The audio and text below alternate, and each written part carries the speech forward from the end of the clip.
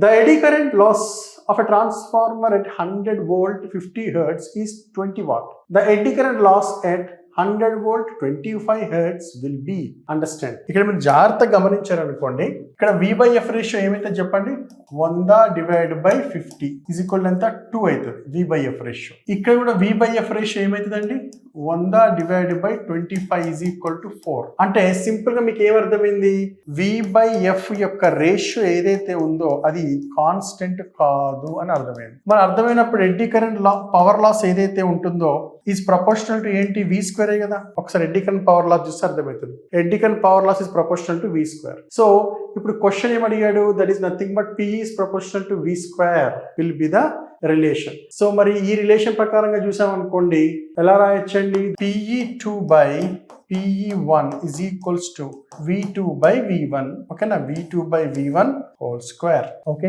Right. So మరి ఎలా రాద్దాం, PE2 is equals to PE1 into V2/V1 whole square. So that is equals to PE1 అనేది ఇచ్చాడు 20 ఇచ్చాడు కదా, 20 ఇంటూ ఇదంతా 100, అది కూడా 100 ఇచ్చాడు కదా, 100/100 హోల్ స్క్వేర్ ఏమి ఇచ్చినా అదే వస్తుంది. That is equals to 20 watts.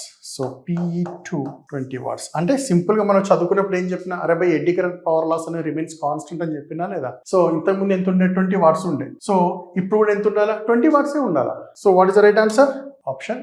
Theoretical గా చెప్పాలంటే ఏం చెప్తాం మనం, వోల్టేజ్ ని స్థిరత్వంగా పెట్టి ఫ్రీక్వెన్సీని మాత్రమే మార్చినటువంటి సందర్భంలో ఎడ్డీ కరెంట్ పవర్ లాస్ లో ఎటువంటి మార్పు రాదు.